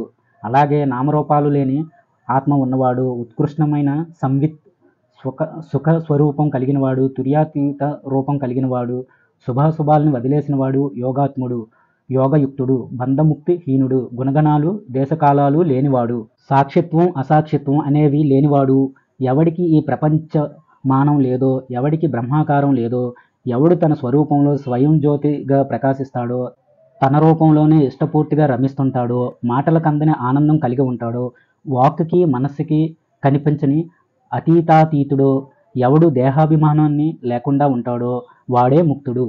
శరీరం ఉందనే స్మరణ లేనివాడు, కొంచెం స్మరిస్తే చాలు సర్వాన్ని గుర్తుకు తెచ్చుకున్నవాడు, ఇతరులు చూడలేని బాహ్యాత్మ కలవాడు, పరమానంద చిద్ఘనుడు, సర్వ వేదాంత గోచరుడు, బ్రహ్మామృతాన్ని ఆస్వాదించేవాడు, ఆ బ్రహ్మామృతమే రసాయనంగా ఉన్నవాడు, ఆ అమృత రసాన్ని గ్రోలాలనుకునేవాడు, తానే స్వయంగా బ్రహ్మామృత రసంగా ఉన్నవాడు, ఆ రసంలో ఆనందంగా మునిగినవాడు, బ్రహ్మానంద శివార్చన తత్పరుడు, ఆ రసాన్ని త్రాగి తృప్తి చెందినవాడు, ఆ రసాన్ని పూర్తిగా అనుభవించినవాడు బ్రహ్మానంద శివానందుడు, బ్రహ్మానంద రసప్రభువు, పరంజ్యోతి నిరంతర బ్రహ్మానందం కలిగినవాడు, బ్రహ్మానందం రసం అనే అన్నాన్ని రోజు భుజించేవాడు, బ్రహ్మానందం అనే కుటుంబంలో ఉండేవాడు, బ్రహ్మానందం అనే రథాన్ని ఎక్కినవాడు, బ్రహ్మానందైక చిద్ఘనుడు, బ్రహ్మానంద రసాన్నే వివాహంగా చేసుకున్నవాడు, బ్రహ్మానంద రసాన్ని భరించినవాడు, బ్రహ్మానందం పొందిన ప్రజలతో కలిసి ఉండేవాడు, బ్రహ్మానందంతో నిండిన ఆత్మలో ఉండేవాడు. అలాగే ఈ సర్వం ఆత్మస్వరూపమే. ఆత్మ కన్నా వేరైనదేదీ లేదు. నేను సర్వాత్మని, పరమాత్మని, నిత్యానంద స్వరూపమైన దివ్యాత్మని అని భావించే వైదేహి అనగా దేహాభిమానం లేనివాడు ముక్తుడే. పరిపూర్ణుడు, మహాత్ముడు, ప్రీతాత్ముడు, శాశ్వతుడు, సర్వాంతర్యామి రూపమైన ఆత్మ కలిగినవాడు, నిర్మలమైన ఆత్మ కలిగినవాడు, అసలు ఆత్మే లేనివాడు. నిర్వికార స్వరూపాత్ముడు, శుద్ధాత్ముడు, శాంతరూపుడు, శాంత అశాంత స్వరూపమే ఆత్మగా కలిగినవాడు, అనేక ఆత్మత్వాలు లేనివాడు, జీవాత్మ పరమాత్మ అనే చింతన లేనివాడు, ముక్తి స్వరూపాత్మ, అముక్త స్వరూపాత్మగా ఉన్నవాడు, ముక్తాముక్తుల్ని వర్ణించినవాడు, బంధం మోక్షం స్వరూపాత్ముడు, బంధమోక్షాలను వదిలేసినవాడు, ద్వైత అద్వైత స్వరూపుడు, ద్వైతాద్వైతాలని వదిలేసినవాడు, సర్వాసర్వ స్వరూపుడు, సర్వాసర్వాలను వదిలేసినవాడు, మోద ప్రమోద రూపాత్ముడు, మోద ప్రమోదాలను వదిలేసినవాడు, సర్వ సంకల్పాలు వదిలేసిన ఆత్మకల వైదేహి అనగా దేశాభిమానం లేనివాడు ఎవడో అతడే ముక్తుడు. నిష్కల నిర్మల బుద్ధ పురుష ఆనందాది విహీన అమృత కాలత్రయ స్వరూప కాలత్రయ వర్జిత అఖిల అమేయ మానవార్జిత నిత్య ప్రత్యక్ష రూప నిత్య ప్రత్యక్ష వర్జిత అన్యహీన స్వభావాత్మలు కలిగినవాడు, అన్యహీన స్వయం ప్రభువుగా ఉన్నవాడు, విద్యామేయ అవిద్యామేయాత్మ విద్యా విద్యల్ని వర్ణించినవాడు, నిత్యానిత్య విహీనాత్మ ఇహ అమృతాలను వర్జించినవాడు, షమాది షట్కాలు లేనివాడు, మోక్షత్వాన్ని వర్ణించినవాడు, స్థూల శరీరం లేని ఆత్మ కలిగినవాడు, సూక్ష్మ శరీరాన్ని విసర్జించినవాడు, అన్నకోశం లేనివాడు, అలాగే ప్రాణకోశ మనఃకోశ విజ్ఞాన ఆనందాది పంచకోశాలని వర్జించినవాడు, నిర్వికల్ప స్వరూపుడు, సవికల్పాలని వర్జించినవాడు, దృశ్యానువిద్ద శబ్దానువిద్ద వర్జితుడు, సమాధి శూన్యాత్ముడు, ఆది మధ్యాంత వర్జితుడు, ప్రజ్ఞాన వాక్య హీనాత్ముడు, అహం బ్రహ్మాస్మి అనే వాక్యాన్ని వదిలినవాడు, తత్వమసి అయమాత్మ అనే వాక్యాల్ని వదిలిపెట్టినవాడు, ఓంకార వాచ్యహీనుడు, సర్వవాక్య అవస్థాత్రయహీనాత్ముడు, యత్కించిత్ స్వరూపుడు, భావాభావహీనాత్ముడు అయిన వైదేహి అనగా దేహాభిమానం లేనివాడు ముక్తుడు. నాయనా కుమార, ముందు నిన్ను నీవు చూసుకో అనగా నీ ఆత్మను నువ్వు చూసుకో, నీ ఆత్మకు ప్రబోధించు, నీ ఆత్మను నీవే అనుభవించు, స్వస్థత పొందు, నీ ఆత్మలో నీవు స్వయంగా తృప్తిని పొందు, నిన్ను నీవు సంతోషపెట్టుకో. అలా చేసి వైదేహీ ముక్తుడివి కా. ఇదే ఈ ఉపనిషత్తు నిర్వచనం. పంచమోధ్యాయ. పూర్వం నిదాంసుడనే ముని రుభువు అనే మహర్షిని ఈ విధంగా ప్రశ్నించాడు. స్వామి, నాకు ఆత్మ అనాత్మ వివేకం గురించి తెలియజేయండి అని రుభు మహర్షి చెప్పటం ప్రారంభించాడు. ఈ సర్వవాక్కులకి అవధిగా ఉన్నవాడు బ్రహ్మ, సర్వచింతలకి అవధిగా ఉన్నవాడు గురువు, అలాగే సర్వ కారణాలకు కార్యాత్మ అయినవాడు, కార్యాకరణ వర్జితుడు, సంకల్పరహితుడు, సర్వనాదమయుడు, మంగళప్రదమైనవాడు, అన్నిటినీ వర్జించినవాడు, చిన్మాత్రుడు, సర్వానందమయుడు, పరుడు, సకల తేజస్సులతో ప్రకాశించేవాడు, నాదానందమయుడు, సర్వానుభవాల నుంచి విముక్తి పొందినవాడు, సర్వధ్యానాలని వర్జించినవాడు అయిన ఈ ఆత్మపురుషుడు అహం అని చెప్పబడతాడు. నాదకళలకు అతీతుడు, ఆత్మ అనాత్మ అనే భేదాభేదాలు వర్జించినవాడు, శాంత అశాంత విహీనాత్ముడు, నాదాంత జ్యోతిరూపుడు, మహావాక్యార్థమైన బ్రహ్మాస్మి అనే దానికి చాలా దూరంగా ఉన్నవాడు, తత్ అనే శబ్దాన్ని కూడా వర్జించినవాడు, వాక్యార్థాన్ని కూడా వర్జించినవాడు, క్షరం అక్షరం కానివాడు, నాదాంత జ్యోతిస్వరూపుడు, అఖండైక రస స్వపుణ్ణి, ఆనంద స్వరూపుణ్ణి, నేనే అను భావం లేనివాడు, ఆత్మ శబ్దాన్ని వదిలేసినవాడు, సనాతనుడైన ఈ ఆత్మ సచిదానందహీనుడు, ఇది అని నిర్దేశించి చెప్పటానికి వీలు లేనివాడు, వేదవాక్యాలకి దొరకడు, అంతరం బాహ్యం అనేవి లేనివాడు, ఎవడికైతే లింగభేదం ప్రపంచంలో లేదో అతడే బ్రహ్మ, అతడే ఆత్మ, దానికి సందేహమే లేదు. ఆ ఆత్మకి శరీరం, జీవుడు, భూత భౌతికం నామరూపాధికాలు లేవు. భోజ్యం భోగం భుక్కు సత్తు అసత్తు స్థితి క్షరం అక్షరం ఇవేవీ లేవు. దానికి గుణం రజోగుణం లేదు. ఎవడికి వాచ్యం వాచకం వినటం మననం చేయటం లేవో, ఎవడికి గురు శిష్యాది భేదాలు దేవలోకం సురలు అసురలు లేరో, ఎక్కడ ధర్మం అధర్మం శుద్ధం అశుద్ధం కొంచెం కూడా లేవో, ఎక్కడ కాలం అకాలం నిత్యం సంశయం మంత్రం అమంత్రం విద్య అవిద్య ద్రష్ట దర్శనం దృశ్యం అనాత్మ అనే ప్రసంగం అనాత్మ అనే మనస్సు ఇవి లేవో, అక్కడ అనాత్మ అనే జగత్తు కూడా లేదని నిశ్చయించుకో. అక్కడ సర్వ సంకల్పాలు సకల కార్యాలు లేవు కనుక ఉన్నది ఒక బ్రహ్మమే అని గ్రహించు. దేహత్రయం కాలత్రయం లేదు కనుక అది అనాత్మ కాదని నిశ్చయించుకో. దానికి జీవత్రయ గుణాలు తాపత్రయాలు లోకత్రయాలు లేవు కనుక సర్వం ఆ ఆత్మే అని శాసించటం వల్ల చిత్తం లేదు కనుక అక్కడ చింతించదగింది ఏదీ లేదు. దానికి శరీరం లేదు కనుక వార్ధక్యం కూడా లేదు. పాదాలు లేవు కనుక ఆత్మకి గమనం లేదు. చేతులు లేవు కనుక ఇక క్రియ అన్నదే లేదు. ఆత్మకి పుట్టుక లేకపోవడం వల్ల దానికి మరణం కూడా ఉండదు. దానికి బుద్ధి లేదు కనుక సుఖదుఖాలు లేవు. ధర్మం, శుచి, సత్యం, భయం అనేవి ఏవీ లేవు. అక్షరోచ్చారణ లేదు. గురువు, శిష్యుడు లేడు. ఏకం లేకపోతే ద్వితీయం లేదు. కనుక ఏకత్వం ఉండదు. సత్యత్వం, అసత్యత్వం ఉండవు. అసత్యత్వం ఉంటే సత్యత్వం ఉండదు. అలాగే శుభం ఉంటే అశుభం ఉండదు. అశుభం ఉంటే శుభం ఉండదు. భయం ఉంటే అభయం ఉండదు. అభయం ఉంటే భయం ఉండదు. బంధత్వం ఉంటే మోక్షం ఉండదు. బంధం లేకపోతే మోక్షం ఉండదు. మరణం అనేది ఉంటే జన్మ ఉండి తీరాలి. జన్మే గనుక లేకపోతే ఇక మరణం కూడా ఉండదు. నీవు అనేది ఉంటే నేను ఉంటాను. నీవు లేకపోతే నేను లేను. ఇది ఉంటే అది ఉంటుంది. అది అనేది లేకపోతే ఇది కూడా లేదు. ఏదైనా ఉంటే అది లేకుండా పోతుంది. ఏదీ లేదు అంటే అది కొంచెమైనా ఉంటుంది. కార్యం ఉంటే కారణం ఉంటుంది. కార్యం లేకపోతే కారణం ఉండదు. అలాగే ద్వైతం ఉంటే అద్వైతం ఉంటుంది. ద్వైతమే గనుక లేకపోతే ఇక అద్వయమే లేదు. దృశ్యం ఉంటే దృక్కు ఉంటుంది. దృశ్యం లేకపోతే ద్రక్కు అనేది లేదు. లోపల భాగం అనేది ఉంటే బహిర్భాగం ఉంటుంది. లోపలి భాగం లేకపోతే బహిర్భాగం కూడా ఉండదు. పూర్ణత్వం అనేది ఉంటే అందులో కొద్దిగానైనా అపూర్ణత్వం ఉంటుంది. కనుక నీవు, నేను, ఇది అనేవి ఏవీ లేవు. సత్యమైన అజుడికి దృష్టాంతం అనేదేదీ లేదు. దార్ద్రాంతికం లేదు. ఉపమానుపమేయ భావం లేదు. ఆ అజుడుతో అనగా ఆత్మతో సమానమైన రెండో వస్తువు లేదు. కనుక పరం బ్రహ్మాస్మి అనే స్మరణ మనస్సుకు లేదు. కనిపించే ఈ జగత్తంతా బ్రహ్మమే. నీవు, నేను కూడా బ్రహ్మమే. నేను కేవలం చిన్మాత్రను, అనాత్మను కాదని నిశ్చయించుకో. ఈ ప్రపంచం లేనే లేదు, పుట్టలేదు, అది ఎక్కడా ఉండలేదు. చిత్తం అనేది ఒక ప్రపంచం లాంటిది. అది లేదు. ప్రపంచం, చిత్తాదులు, అహంకారం, జీవుడు, మాయా కార్యం, మాయ, భయం అనేవి లేవు.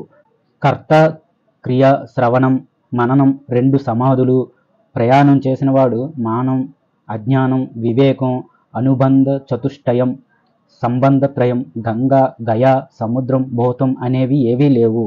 ఈ భూమి, జలం, అగ్ని, వాయువు, ఆకాశం, దేవతలు, దిక్పాలకులు, వేదాలు, గురువులు ఏవీ లేవు. అలాగే దూరం, దగ్గర, అంతం, మధ్యం, అద్వైతం, ద్వైతం, సత్యం, అసత్యం అనేవేవీ లేవు. బంధం, మోక్షం, సత్తు, అసత్తు, సుఖం, దుఃఖాలు, జాతి, గతి, వర్ణం, లౌకికం అనేవి లేవు. సర్వం బ్రహ్మ అనేది ఏదీ ఉండదు. బ్రహ్మ అనేది లేదు. అహం బ్రహ్మాస్మి అని అనుకోవటం లేదు.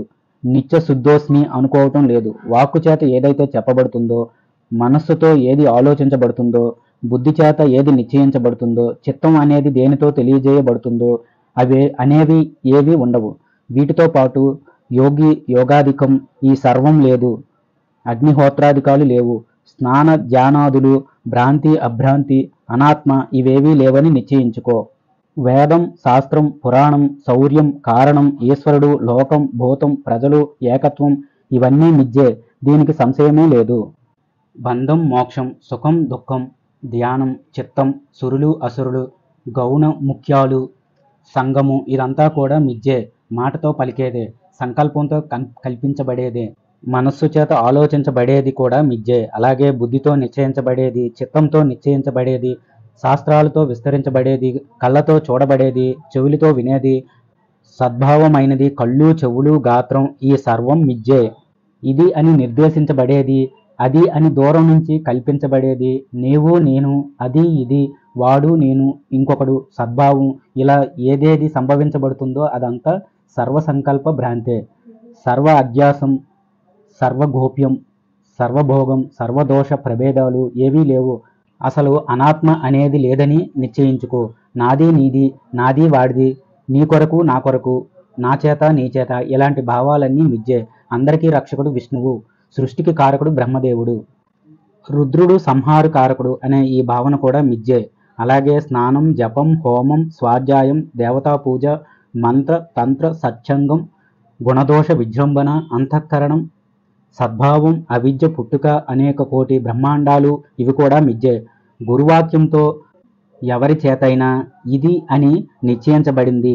ఈ ప్రపంచంలో ఏది కనిపిస్తుందో, ఏది చూడబడుతుందో, ఏది అందులో ఉన్నదో అదంతా మిథ్యే. అక్షరం ద్వారా చెప్పబడింది, ఎవరి చేతో నిశ్చయించబడింది, ఎవరి చేతో పలుకబడింది, ఎవరి చేతో ఆమోదించబడింది, ఎవరో ఒకరి చేత ఇవ్వబడింది, ఎవరి చేతో చేయబడింది. అలాగే ఎక్కడెక్కడ శుభకర్మలు ఉన్నాయో, దుష్కృతులు ఉన్నాయో, దేన్ని సహజంగా చేస్తున్నావో అదంతా కూడా మిథ్యే. నీవే పరమాత్మవి, పరమగురువువి, ఆకాశరూపుడివి, సాక్షి విహీనుడివి, సర్వభావుడివి, నీవే ఆ బ్రహ్మవి, దీనికి సందేహమే లేదు. నీవు కాలహీనుడివి, కాలుడివి, బ్రహ్మవి, చిద్ఘనుడివి, స్వస్వరూప చైతన్య ఘన సత్య సిద్ధ సనాతనుడివి, ముక్తుడివి, అమృతుడివి, దేవ శాంత నిరామయ బ్రహ్మ పరాత్పరసముడివి, సత్వి సనాతనుడివి, సత్యాది వాక్యాల చేత ప్రబోధించబడేవాడివి. నీవే బ్రహ్మ, ఇంద్ర, రుద్రాదులుగా భావించబడేవాడివి, సర్వాంగాలు లేనివాడివి, ఎప్పుడూ ఉండేవాడివి. నీవు ఈ సర్వప్రపంచం భ్రమని తెలుసుకుని వర్జించిన వాడివి, అన్ని భూతాలలో వెలుగొందేవాడివి, సంకల్పాలని వదిలేసిన వాడివి, సర్వ వేదాంతార్థాలలో భాషించేవాడివి, అన్ని చోట్ల సంతోషంగా ఆసీనుడై ఉండేవాడివి, అన్ని ప్రదేశాలకి మార్గం లేనివాడివి, లక్ష్యాలను వర్జించిన వాడివి, విష్ణువు మొదలైన దేవతలతో నిత్యం ధ్యానించబడేవాడివి, చిదాకార స్వరూపుడివి, చిన్మాత్రుడివి, నిరంకుశుడైన నీవే ఆత్మలో ఉన్నవాడివి, సర్వశూన్యుడివి, నిర్గుణ ఆనందరూపుడివి, పరుడివి నీవే, రెండో వాడే లేని ఏకస్వరూపుడివి, చిద్ఘనానంద పరిపూర్ణ స్వరూపుడివి కూడా నీవే. నీవు సత్తువి, నిన్ను పండితులు తెలుసుకుంటున్నారు, దర్శిస్తున్నారు. నీవు సచిదానంద వాసుదేవ విభుడివి, అమృతుడివి, ప్రభువివి, చంచల అచంచలుడివి, సర్వహీనుడివి, సర్వసిద్ధ వర్జితుడివి, శాంతాశాంత వర్జితుడివి, సత్తామాత్ర ప్రకాశుడివి, సత్త సామాన్యుడివి, నిత్యసిద్ధ స్వరూపుడివి, ఏ కొంచెం కూడా లేనివాడివి, అణుమాత్ర వర్జితుడివి, అస్తిత్వం నాస్తిత్వం లేనివాడివి, లక్ష్యాలక్ష్య విహీనుడివి, నిర్వికార నిరామయుడివి, సర్వనాదాంతరుడివి, కళాకష్ట వర్జితుడివి, బ్రహ్మ విష్ణు ఈశ్వరుడివి. నీవు స్వస్వరూపాన్ని చూస్తూ ఉంటావు, స్వస్వరూప విశేషుడివి. నీవు నీకన్నా వేరుగా మరో దాన్ని చూడటం లేదు. నీవు స్వస్వరూపం నుంచి ఏమాత్రం చెల్లించవు. నీ స్వస్వరూపంతోనే నీవు పెరుగుతున్నావు. నీవు నీ స్వస్వరూపం కన్నా వేరు కావు. అంతా నేనే అని గ్రహించు. ఈ ప్రపంచంలో ఉన్న దృగ్రూపాలు మొత్తం భూమి, నీరు, నిప్పు, గాలి, ఆకాశం, మనసు, బుద్ధి, అహంకారం, తేజస్సు, లోకం, భువనమండలం, నాశం, జన్మ, సత్యం, పుణ్యం, పాపం, జయం, రాగం, కామం, క్రోధం, లోభం, ధ్యానం, ధ్యేయం, గుణం, పరం, గురు శిష్యుల ఉపదేశాలు, ఆది అంతం, శుభం, భూతం, భవ్యం, వర్తమానం, లక్ష్యం, లక్షణం, సమం, విచారం, సంతోషం, భోక్త, భోజ్యం, యమనియమాది అష్టాంగాలు, గమనాగమనాలు, ఆది మధ్యాంతరంగాలు, గ్రాహ్య ఛాద్యాలు, హరి, శివుడు, ఇంద్రియాలు, మనస్సు, 3 అవస్థలు, 24 తత్వాలు, 4 రకాల సాధనాలు, సజాతీయ విజాతీయాలు, భూమ్యాది లోకాలు, సర్వవర్ణాశ్రమాచారాలు, మంత్రతంత్రాలు, విద్య అవిద్య విషయాలు, 4 వేదాలు, జడ అజడాలు, బంధ మోక్షణాలు, జ్ఞాన అజ్ఞానాలు, బోధ అబోధ స్వరూపాలు, ద్వైత అద్వైత భాషణలు, సర్వ వేదాంత సిద్ధాంతాలు, సర్వశాస్త్రార్థ నిర్ణయాలు, అనేక జీవ సద్భావనలు, ఏకజీవుల నిర్ణయాలు, చిత్తంతో దేన్ని ధ్యానిస్తారో, దేన్ని సంకల్పిస్తారో, బుద్ధి దేన్ని నిశ్చయిస్తుందో, గురువు ద్వారా దేన్ని వింటారో, మీ వాక్కుతో దేన్ని వ్యాఖ్యానిస్తారో, గురువు సంభాషణ ఏది ఉన్నదో, అన్ని ఇంద్రియాలు దేన్ని భావిస్తున్నాయో, ఏ విషయం పలు విధాలుగా చర్చించబడుతుందో, ఏది న్యాయం ద్వారా నిర్ణయించబడుతుందో, అలాగే పరమేశ్వరుడు ఈ లోకాల్ని వేద పారాంగతుల ద్వారా రక్షిస్తున్నాడు. విష్ణుమూర్తి 3 లోకాలని పాలిస్తున్నాడు. బ్రహ్మ అన్ని లోకాలని సృష్టిస్తున్నాడు. లాంటి భావనలు పురాణాలలో ఎలా ఉన్నాయో, వేదాల్లో సర్వోపనిషత్తులలో ఏ భావాలు చెప్పబడ్డాయో అవి మొత్తం కుందేటి కొమ్ము లాంటివే, అనగా అవేవి యథార్థం కాదు అని భావం. ఇక్కడ ఈ శరీరమే నేను అనే సంకల్పాన్ని అంతఃకరణం అంటారు. ఈ శరీరమే నేను అనే భావన దుఃఖం అని చెప్పబడుతుంది. ఆ భావన నరకం లాంటిది. ఆ సంకల్పం సర్వ జగత్తు హృదయ గ్రంథి అనబడుతుంది. ఈ శరీరమే నేను అనే జ్ఞానం కాదు, అది అజ్ఞానం, అసద్భావం. దీన్నే అవిద్య అని, ద్వైతం అని అంటారు. ఈ దేహమే నేను అనే ఆ సంకల్పం సత్యజీవుడు. ఆ జ్ఞానం చాలా పరిమితమైనది. అది మహాపాపం. ఆ బుద్ధి కోరిక దోషమయం. అంతేకాదు ఆ భావన తాపత్రయం, కామం, క్రోధం, బంధనం, సర్వదుఃఖం, విశ్వం, దోషం, కాలనాభుడి స్వరూపం, సర్వసంకల్ప సముదాయ మానం అని కూడా తెలుసుకో. నాయన, ఈ జగత్తంతా మనస్సే. ఆ మనస్సే నీకు శత్రువు. మనస్సే సంసారం. ఈ జగత్రయం మహాదుఃఖం, వార్ధక్యకారకం. కాలం, సంకల్పం, జీవం, చిత్తం, అహంకారం, మహాబంధం, అంతఃకరణం, భూమి, నీరు, నిప్పు, గాలి, ఆకాశం, శబ్దం, స్పర్శ, రూప, రస, గంధ పంచకోశాలు ఇవన్నీ మనస్సు నుంచి పుట్టినవే. వీటితో పాటు జాగృత్, స్వప్న, సుషుప్తులు కూడా మనోమయాలే. అష్టదిక్పాలకులు, అష్టవసువులు, ఏకాదశ రుద్రులు, ద్వాదశ ఆదిత్యులు, దృశ్య జడాలు, ద్వంద్వాలు, శీతోష్ణాలు ఇవన్నీ మానసమైన అజ్ఞానమే. అసలు మనస్సు చేసే సంకల్పాలు ఏవున్నాయో అవన్నీ లేవని నిశ్చయించుకో. ఈ ప్రపంచం లేదు, గురు శిష్యాదులు లేరు. ఇదే ఈ ఉపనిషత్తు చెప్పేది. షష్ఠోధ్యాయ ఋభు మహర్షి చెబుతున్నాడు. ఈ సర్వ ప్రపంచం సచ్చిన్మయం, సచిదానందం, అద్వైతం, అవ్యయం, సచిదానంద మాత్రం, సచిదానంద రూపం. నీవు సచిదానందం, నేను సచిదానందం. మనస్సు, బుద్ధి, అహంకారం, చిత్తం, నీవు, నేను, ఇంకొకరు లేరు. ఉన్నది మొత్తం కేవలం బ్రహ్మమే.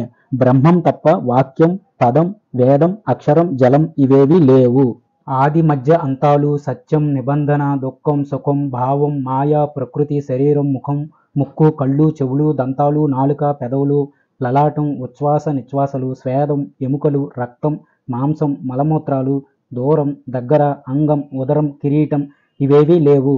కాళ్ళు చేతులు కదలటం, శాస్త్రం, శాసనం, వేదనం, వేత్త, వేద్యం, జాగృత్, స్వప్న, సుషుప్తులు ఇవేవీ లేవు. తుర్యానికి అతీతమైనది లేదు. ఉన్నదంతా సచ్చిన్మయం, ఆధ్యాత్మికం, ఆదిభౌతికం. ఆది దైవాలు, మాయాకాలు లేవు. విశ్వ తైజస ప్రజ్ఞ, విరాట్, సూత్రాత్మకేశ్వరులు, గమాగమ చేష్టలు, నష్టాలు, లాభాలు లేవు. వదిలేసినవి, గ్రహించేవి, దూషించేవి, మేధ్య, అమేధ్యాలు, పీస, క్రష, క్లేద, కాల, దేశ, భాషణ, భయ, ద్వైత, వృక్ష, త్రణ, పర్వతాలు, ధ్యానయోగ సిద్ధి, బ్రాహ్మణ, క్షత్రియ, వైశ్య, శూద్రులు, పక్షి, మృగ, అంగ, లోభ, మోహ, మదమాశ్చర్య, కామక్రోధాలు, స్త్రీలు, బిడాలం, భక్ష్యం, భోజ్యం, ఫాడం, నాస్తికం, వార్తావసరం లాంటివి కూడా లేవు. లౌకిక, అలౌకిక వ్యాపారాలు, మూర్ఖత్వం, భోక్త భోజనం, భోజ్యం, మాత, మానం, మేయం, శత్రు, మిత్రపుత్రాదులు, తల్లి, తండ్రి, చెల్లెలు, జన్మ, మరణ, వృద్ధి, ఈ శరీరమే నేననే భ్రాంతి, శూన్యం, అంతఃకరణం, సంసారం, రాత్రి, పగలు, బ్రహ్మ, హరి, పరమేశ్వరుడు, వారం, పక్షం, మాసం, సంవత్సరం, చంచలం, బ్రహ్మలోకం, వైకుంఠ, కైలాసం, స్వర్గం, దేవేంద్రుడు, అగ్నిలోకం, అగ్ని, యమ, యమలోకం, ఇతర లోకాలు, ఆ లోకాల పాలకులు ఎవరూ లేరు. భూలోక, భూవర్లోక, సువర్లోకాలనే త్రిలోకాలు, పాతాళం, భూతలం, అవిద్య, విద్య, మాయ, ప్రకృతి, జడం, స్థిరం, క్షణికం, నాశనం, గతి, దావనం, ధ్యాతవ్యం, స్నాన, మంత్ర, జపాలు ఏవీ లేవు. పదార్థాలు, పూజ, అభిషేక, అర్చన, పుష్ప, ఫల, పత్ర, గంధ, ధూప, స్తోత్ర, నమస్కారం, ప్రదక్షిణ, ప్రార్థన, హవిస్సు, నివేదనలు ఏవీ లేవు. హోమాదికాలు, కర్మలు, చెడ్డ మాటలు, మంచి మాటలు, గాయత్రి, సంధి, మనస్యం, దుస్థితి, దురాశ, దుష్టాత్మ, చండాలులు, పుల్కసుడు, దుస్సహం, దురాలాపం, కిరాతుడు, కైతవం, పక్షపాతం, పక్షం, విభూషణం, దొంగ, దంభం, డాంబికంగా ఉండేవాడు, హీనుడు, అధికుడు, ఏకం, ద్వయం, త్రయం, తుర్యం, మహత్తు, అల్పత్వ, పూర్వత్వ, పూర్ణాలు, పరిచ్ఛిన్నం, కాశీ, పుణ్యం, తపస్సు, గోత్రం, కులం, సూత్రం, విభూత్వం, శూన్యత్వం, స్త్రీయోషిత్, వృద్ధ, కన్య, వితంతువు, సూతకం, జాతం, అంతర్ముఖం, విభ్రమం, మహావాక్యం, ఐక్యం, అణిమాది, అష్టసిద్ధులు, సర్వదోషాలు, చైతన్యవంతమైన సర్వము, కలదు లేదు అనేవి ఇవన్నీ సన్మాత్ర రూపాలవటం వలన అవి సచ్చిదానంద మాత్రకాలే అవుతాయి. ఈ కనిపించే సర్వం బ్రహ్మమయమే, మరొకటి లేనే లేదు. అదే నేను, ఆ బ్రహ్మమే నేను. నేను బ్రహ్మని, సంసారిని కాను. నాకు మనస్సు లేదు. నేను బ్రహ్మని, నాకు బుద్ధి లేదు. ఎందుకంటే నేను బ్రహ్మని. నాకు ఇంద్రియాలు లేవు. నేను బ్రహ్మని. నేను శరీరాన్ని కాను, గోచరించేవాడిని కాను, దేవుణ్ణి, భూమిని, జడుణ్ణి. నేను బ్రహ్మని. నాకు చావు లేదు. ఎందుకంటే నేను ప్రాణాన్ని కాను, నేను పరాత్పరుణ్ణి. ఈ బ్రహ్మ మరెవరో కాదు, ఆ పరబ్రహ్మే. సత్యం కూడా బ్రహ్మే. ఆయన ప్రభువు. కాలం బ్రహ్మ, కల బ్రహ్మ, సుఖం బ్రహ్మ. స్వయం ప్రభమైన ఆ బ్రహ్మమే ఏకం, ద్వయం, మోహం, సమాధికం, దోషం, గుణం, దమం, శాంతం, విభువు, ప్రభువుగా ఉన్నది. లోకం, గురువు, శిష్యుడు, సదాశివుడు, పూర్వం, పరం, శుద్ధం, శుభం, అశుభం కూడా బ్రహ్మమే. జీవుడే బ్రహ్మ. నేను సచ్చిదానందుణ్ణి. ఈ సర్వం బ్రహ్మమయం. ఈ జగత్తు మొత్తం బ్రహ్మమయం. తానే బ్రహ్మ, తనకన్నా వేరైనదేదీ లేదు. ఈ విషయంలో ఎలాంటి సందేహం లేదు. సర్వం ఆత్మే, శుద్ధాత్మ. ఈ సర్వం చిన్మాత్రం, అవ్యయమైనది, నిర్మల రూపాత్మ. ఈ ఆత్మ కన్నా వేరైనదేదీ లేదు. ఇది దివ్యంగా ప్రకాశించే రూపం కలిగింది. ఈ ప్రపంచం, ఈ శరీరం రెండూ అణుమాత్రమైనవే.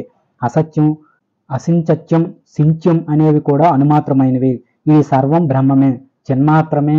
మూడు జగత్తులు బ్రహ్మమాత్రలు, ఆనంద పరమానంద రూపాలు అంటూ వేరుగా లేవు. చైతన్య మాత్రం, ఓంకారం, ఈ సకలం స్వయంగా బ్రహ్మం. ఈ జగత్తంతా నేనే. ఈ పరమపదాన్ని, గుణాతీతాన్ని, పరాత్పరుణ్ణి, పరబ్రహ్మని, గురువుకి గురువుని నేనే. అఖిలానికి ఆధారమైన వాడిని, సుఖం కన్నా గొప్ప సుఖాన్ని నేనే. ఆత్మ కన్నా వేరైన ప్రపంచం లేదు, ఆత్మ కన్నా వేరైన సుఖం లేదు, ఆ ఆత్మ కన్నా అనన్యమైన గతి లేదు. ఈ జగత్తు మొత్తం ఆత్మమయం. ఎక్కడ చూసినా ఆత్మ కన్నా వేరే విషయం లేదు. అసలు ఆత్మ కాకుండా చిన్న గడ్డి మొక్క కూడా లేదు. అసలు ఆత్మ కన్నా వేరుగా చిన్న ఊక ముక్క కూడా లేదు. ఈ జగత్తు మొత్తం ఆత్మమయం. ఇది బ్రహ్మ మాత్రమే. అసలు బ్రహ్మ కానిదేది సృష్టిలో లేదు. శృతం అనగా వినేది మొత్తం బ్రహ్మమే. అది స్వయంగా కేవలం బ్రహ్మమే. అలాగే వ్రతం, రసం, సుఖం, చిదాకాశం, సచ్చిదానందం, అవ్యయం ఇవన్నీ బ్రహ్మమే. అసలు బ్రహ్మ కన్నా వేరైన అహం, ఫలం, త్రణం, పదం అనేవేవి లేనే లేవు. బ్రహ్మ కన్నా వేరైన గురువు లేడు. అలాగే ఆయన కన్నా వేరైన శరీరం, అహంత, త్వత్ అనేవి లేవు. నిన్ను నీవు బ్రహ్మాత్ముడిగా తెలుసుకో. తనకన్నా వేరైనదేదీ లేదు. ఈ లోకంతో అందరి చేత చూడబడేది, చెప్పబడేది, భుజించబడేది అంతా అసత్తే. కర్తక్రియ, గుణ, లింగ, రసభేదాలన్నీ అసత్తే. వీటితో పాటు కాల, దేశ, వస్తు భేదాలు, జయాపజయాలు లాంటివి ఏ ఏ భేదాలైతే ఉన్నాయో అవన్నీ అసత్తే. అంతఃకరణం, ఇంద్రియాలు, ప్రాణాదికాలు, పంచకోశ సముదాయాలు, పంచదేవతలు, షడ్వికారాలు, అరిషడ్వర్గాలు, 6 ఋతువులు, 6 రుచులు ఇవన్నీ అసత్తే. నేను సచ్చిదానంద స్వరూపుణ్ణి. ఈ జగత్ అనేది పుట్టలేదు. నేనే ఈ ఆత్మని, చిదానందుణ్ణి. నాకు ఇతరమైన సంసార దృష్టులు లేవు. నేను సచ్చిదానంద రూపుణ్ణి, చిదానంద విగ్రహుణ్ణి, సదానందుణ్ణి, పరాత్పరుణ్ణి. ఈ సర్వం జ్ఞానం యొక్క ఆకారమే. నేను అద్వయుణ్ణి, జ్ఞానానందుణ్ణి, సర్వప్రకాశ రూపుణ్ణి, సర్వభావ స్వరూపుణ్ణి. నేను నిరంతరం ప్రకాశిస్తున్నాను అనేది ఏ విధంగా అసత్ అవుతుంది అంటే, నీవు కూడా ఈ విధంగా పరబ్రహ్మవే, చిన్మయానంద స్వరూపుడివే. చిదాకారం, చిదాకాశం, పరమసుఖం కూడా చిత్తే. నేను ఆత్మని, నేను అసత్ని కాను. నేను కూటస్థుణ్ణి, పరమ గురువుని. నేను సచ్చిదానంద మాతృడిని. అసలు ఈ జగత్ అనేది పుట్టలేదు. కాలం, జగత్తు, మాయా, ప్రకృతి అనేవి లేవు. నేనే హరిని, సదాశివుణ్ణి, శుద్ధ చైతన్య, శుద్ధ సత్వ భావనుణ్ణి. నేను అద్వయానంద మాతృణ్ణి, చిద్ఘనైక రసుణ్ణి. ఉన్నదంతా బ్రహ్మమే, అదంతా కేవలం బ్రహ్మమే. ఉన్న చైతన్యమంతా బ్రహ్మమే. నేను సర్వాంతర్యామి స్వరూపుణ్ణి, సర్వసాక్షిత్వ లక్షణాలు కలిగిన వాడిని. నేనే పరమాత్మని, పరంజ్యోతిని, పరాగతిని, సర్వ వేదాంత సారాన్ని, సర్వశాస్త్ర నిశ్చయాన్ని. నేనే యోగానంద స్వరూపుణ్ణి, ఆనంద మహోదయుణ్ణి, సర్వజ్ఞాన ప్రకాశుణ్ణి, జ్ఞాన విగ్రహుణ్ణి, తుర్యాతుర్య ప్రకాశుణ్ణి. అలాగే తుర్యాతుర్య వర్జితుణ్ణి కూడా నేనే. నేను చిదక్షర, సత్య, వాసుదేవ, అజర, అమర స్వరూపుణ్ణి. నేను చిదాకాశాన్ని, బ్రహ్మని, నిత్య, నిరంజన, శుద్ధ, బుద్ధ, పరాముక్త, అనాత్మక, అరూపకమైన పరబ్రహ్మని. నేను సచ్చిదానంద రూపుణ్ణి. ఈ జగత్తు ఉత్పన్నం కానిది, సంకల్ప కలను. సత్యాసత్యమైన జగత్తు లేనే లేదు. బ్రహ్మం అనేది కేవలం నిత్యానందమయమైనది, అనంతం, అవ్యయం, శాంతం, ఏకరూపం, అనామయమైనది. నాకన్నా వేరుగా లోకంలో ఏదైనా ఉంటే అది నిర్జన ప్రదేశంలో ఉండే ఎండమావిలాగా మిథ్య మాత్రమే, నిజం కాదు. మిథ్య. కుమారుడి మాటలకు భయమెందుకు అనగా గొడ్రాలు పుత్రుడి మాటలకు భయమెందుకు అంటే, గొడ్రాలకు పుత్రుడు పుట్టడు కదా. కుందేటి కొమ్ముతో పాము చంపబడితే ఈ జగత్తు ఉన్నట్టు అనగా కుందేలుకు కొమ్ము ఉండదు కదా. ఈ జగత్తు ఉండటం కూడా అసత్యమే. ఇంకా చెప్పాలంటే ఈ జగత్తు అస్తిత్వం గురించి ఎవరైనా ఎండమావిలో నీరు త్రాగి తృప్తి చెందాడంటే, మనిషి కొమ్ముతో ఎవడైనా నష్టపడ్డాడంటే, గంధర్వ నగరం అనేది ఉండటం నిజమైతే, ఆకాశంలో నీలిరంగు ఉంటే, ముత్యం చెప్పలో వెండి ఉంటే ఈ జగత్తు కూడా ఉన్నట్టే. అనగా పైన చెప్పినవేవి లోకంలో ఉండవు కాబట్టి జగత్తు కూడా అసత్యమైనదని భావం. తాడును చూసి పాము అనుకున్నవాడు ఆ తాడు చేత కరవబడి మరణిస్తే, బంగారంతో చేసిన బాణం వల్ల జ్వలిస్తున్న అగ్ని నాశనమైపోతే జగత్తు ఉందని అర్థం. వింజాటవిలో పాయస్నానం లభిస్తే, అరటిబోదలోని కర్రతో వంట చేయటం సాధ్యమైతే, అప్పటికప్పుడు చిన్నపిల్లలతో వంట పూర్తయితే, బొమ్మల్లో ఉన్న దీపాలతో చీకటి తొలగిపోతే, 1 నెల క్రితం మరణించిన వాడు తిరిగి వస్తే, మజ్జిగ పాలలాగా మారిపోతే ఈ జగత్తు నిత్యంగా ఉంటుంది. అనగా పై చెప్పినవేవి నిత్యమైనవి కాదు. కాబట్టి ఈ జగత్తు ఉండటం కూడా అసత్యం అని గ్రహించాలి. ఆవు పొదుగు నుండి పితికిన పాలు తిరిగి ఆ పొదుగులోకి వెళితే పరాగం సముద్రంలో కలిస్తే, తాబేలు వెంట్రుకలతో మదించిన ఏనుగును బంధిస్తే, తామరతూడులోని దారంతో మేరుపర్వతాన్ని కదిలించగలిగితే, తరంగాల మాలతో సముద్రాన్ని కట్టగలిగితే, అగ్నిజ్వాలలు కింది వైపుగా ఉంటే, అగ్ని చల్లగా అనిపిస్తే, పెద్ద అగ్నిమండలంలో పద్మాలు వృద్ధి చెందితే ఈ జగత్తు ఉంటుంది అనగా పై చెప్పినవేవి లోకంలో ఉండవు కనుక ఈ జగత్తు కూడా ఉండదని భావం. ఇంద్రనీల పర్వతం గనుక నీళ్ళలో పుడితే, మేరు పర్వతం ఒక లేత పద్మం మీద నిలబడితే, తుమ్మెద ఝూంకారం చేయకుండా ఉంటే, మేరు పర్వతం కదులుతుంటే, ఒక దోమ చేత సింహం చంపబడితే, ఒక చిన్న అణువంత రంధ్రంలో ప్రపంచం ఉంటే, నిప్పులో పడ్డ గడ్డిపరక చాలాసేపు కాలకుండా ఉంటే, కలలో కనిపించిన వస్తువు మెలకువ రాగానే ఎదురుగా ఉంటే, నది కదలకుండా స్తంభిస్తే, బాగా ఆకలి వేసిన వాడు నిప్పును ఆహారంగా తీసుకుంటే, పుట్టి గ్రుడ్డి అయినవాడు రత్నాలను గుర్తిస్తే, నపుంసకుడికి స్త్రీ సుఖం తెలిస్తే, శశశృంగంతో రథాన్ని నిర్మించగలిగితే ఈ జగత్తు ఉన్నట్టు అనగా పై చెప్పినవేవి లోకంలో ఉండవు కాబట్టి ఈ జగత్తు కూడా లేదని భావం.